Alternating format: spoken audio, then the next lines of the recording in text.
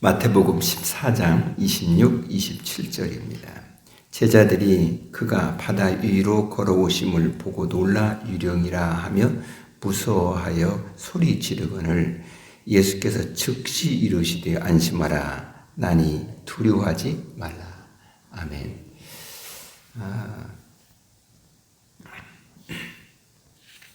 우리는 지금 이 갈릴리 호수에서 게네사렛이라는 곳에서 예수님이 베세다로 제자들을 배를 타고 가라고 하셔서 제자들이 가고 있는 것입니다. 여러분, 우리가 이 말씀을 통해서 우리가 기억해서 지금 이 배가 가고 있는 그 방향, 그리고 타고 가고 있는 배, 이거 예수님이 가라고 해서 그 명령을 따라 순종하여 가는 길입니다. 그냥 이거 제자들이 자기들이 그냥 가고 싶은 길로 그냥 마음대로 가는 것이 아니었다는 얘기예요. 주님이 이렇게 해서 저곳으로 가라고 말씀하셨잖아요. 그리고 순종하며 가는 길. 우리는 그런데 풍랑이 일어나는 것입니다. 우리가 조금 생각을 해봐야 됩니다. 그런데 그 말씀 속에 우리는 어제 같이 나눌 때 이미라는 단어를 우리는 눈여겨봐야 된다 하겠습니다. 이미라는 단어. 그리고 그 이미 그것은 이제 한참 와서 진퇴양난의 뒤로 다시 돌아갈 수도 없고 또 앞으로 가자니 계속 풍랑 바람이 세게 불고 막 계속 부딪혀 와서 전진해 가기도 어려웠고 그런 상황이다라는 것입니다. 이게 지금 이런 모든 하나하나는 무엇을 연상을 해야 되느냐면 주님께서 이제 13장에 천국을 이야기를 하셨잖아요. 천국을. 그래서 세 가지로 분류해서 보는 것이 더 좋다 하겠습니다. 그것은 천국을 이야기했어요. 지금 그리고 제자들의 사명은 주님께서 말씀하시는 그 말씀을 따라서 주님을 따라가는 거예요. 이게 제자들의 사명이지. 자기들 길이요 자세잖아요. 지금 그리고 지금 그 길로 가고 있는. 우리들도 그렇지 않나요? 그런데 내가 지금 가는 이 길이 주님이 말씀하신 길을 가고 있어요. 주님 인도하심을 따라 가고 있어요. 그러면 우리의 개념 속에서는 이게 어려움도 없어야 되고 평안해야 되고 형통해야 되고 이런 걸 일반적으로 가지고 있는 생각이잖아요. 그런데 현실은 이런 일도 있고 저런 일도 있다라는 거죠. 그러면 외적인 면의 형통함이냐 아니냐 이것보다 더 주님께서 이 말씀을 통해서 우리에게 말해주고 싶은 것이 무엇일까 있을 것이다라는 거죠. 그러면서 오늘 본문을 좀 봐야 됩니다. 제자들이 그가 바다 위로 걸어오심을 보고 이제 여기서 우리가 기억해야 돼요. 제자들이 그가 바다 위로 걸어오심을 보았다라는 것입니다. 근데 이 말씀 그가 바다에서 그가라고 할 때는 누가 지금 생각하는 것일까? 제자들이 생각하는 것일까? 이 그라는 것은 딱 이제 그렇게 저기잖아요. 근데 그가 걸어오심. 제자들이 그라고 할 때 그가 누구인지에 대한 것을 제자들에게 지금 생각하게 만들어주는 그런 말이 되죠. 어쨌든 바다 위로 걸어오심을 보았어요. 그래 놀랐습니다. 그리고 하는 말 유령이다. 이렇게 말하는 것입니다. 그가 걸어오는 것을 보았어요. 근데 보고 유령이다. 이렇게 지금 제자들이 무서워서 소리를 지르고 있다라는 이야기입니다. 사람들은 우리들이 살면서 어떤 일이 이렇게 생겨날 수 있거든요. 우리가 뜻하지 않는 일, 이런 일, 저런 일 생겨날 수 있잖아요. 사람과 대화를 할 때 무슨 이야기를 들을 수가 있어요. 그리고 어떤 상황을 접할 수가 있어요. 그럴 때 우리는 내가 평소에 어떤 생각을 많이 하고 있느냐, 어디에 대해 관심을 더 많이 기울이고 있느냐에 따라서 해석의 방향이 상당히 영향을 끼치는 것입니다. 그러니까 똑같은 일인데 이것을 어느 쪽으로 이렇게 바라보고 평소에 생각하느냐에 따라서 저쪽으로 막 하잖아요. 그런가 하면 또 그게 무슨 말이야? 이쪽이 이것이지 라고 또 이쪽으로 해석하고 똑같은 것인데 무엇을 생각하느냐에 따라서 연상이 되어지는 것입니다. 여러분은 항상 무엇을 생각하며 살아가고 있습니까? 어떤 일이 내게 주어질 때 그때 여러분은 제일 먼저 무엇이 떠오르는 것입니까? 자, 어려운 일이 있고 뭐 그럴 때에 재수 되게 없네. 그런 생각을 먼저 하십니까? 무슨 생각을 먼저 하시는 것입니까? 사랑하는 자가 옆에 있습니다. 그때 이 사람을 내가 사랑하는 마음이 있을 때 그가 하는 모든 행동 하나가 사랑하는 자라는 그런 마음으로 그가 하는 행동 하나하나를 바라보게 되고 해석하게 되는 상당히 영향을 끼치는 거예요. 그렇지 않겠습니까? 내 곁에 누가 계십니까? 그리고 적어도 여기서 우리가 생각을 해야 될 거예요. 지금 풍랑이 일어나서 지금 진퇴양난이다. 그런데 이 길이 주님께서 말씀하셔서 가는 길이다. 그러면 나는 여기서 무엇을 생각해야 될 것인가? 라는 것을 한 번쯤 여기서 우리들에게 점검해 주는 그런 말씀이 되기도 하는 것입니다.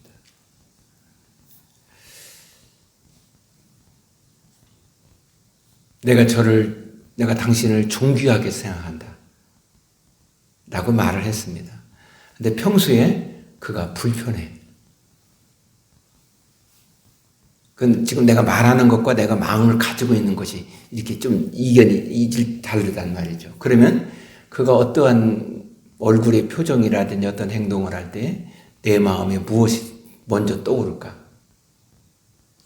정말 저는 참 존귀한 분이다 라고 하는 것이 내 마음에 먼저 떠오를까? 아니면 불편하다고 생각하는 그것이 먼저 떠올라서 내가 무엇을 결정하고 생각하는 데 영향을 끼칠까?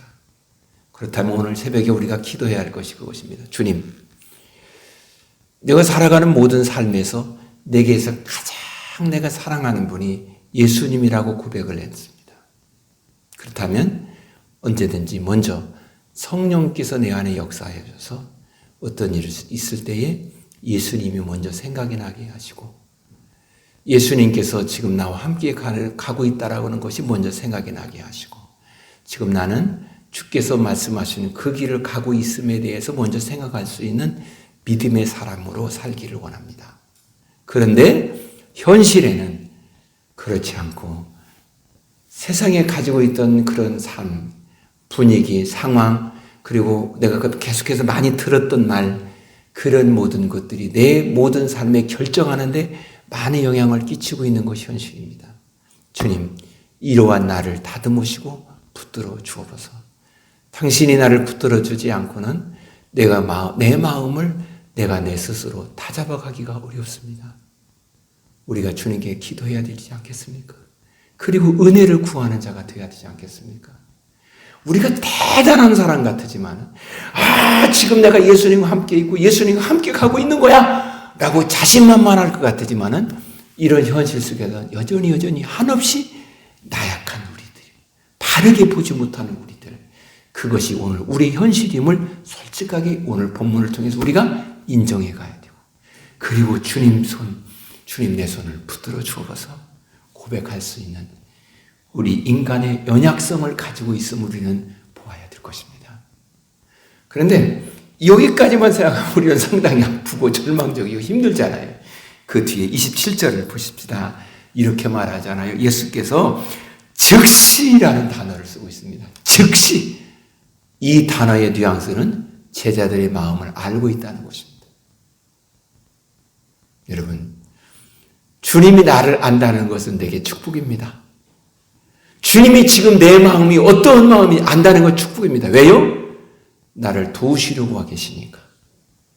나를 인도하시고 나를 붙들어 주시려고 지금 여기 계시니까.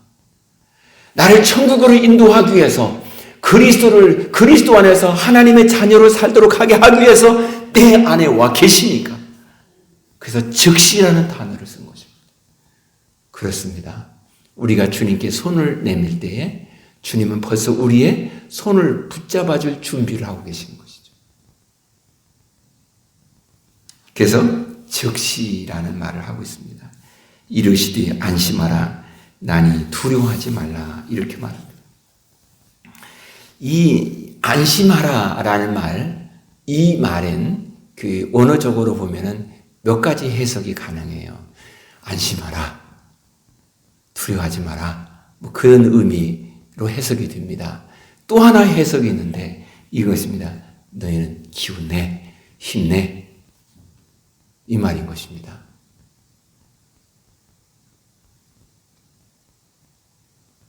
어느 날 우리 꼬맹이 아이가 이렇게 말을 해요. 그냥 뜬금없이 가더니 할아버지 짜요 그러는 거예요. 아니 갑자기 짜요 그러니까 이게 뭔 해석이 안 되는 거예요. 그래서 뭔 말이니?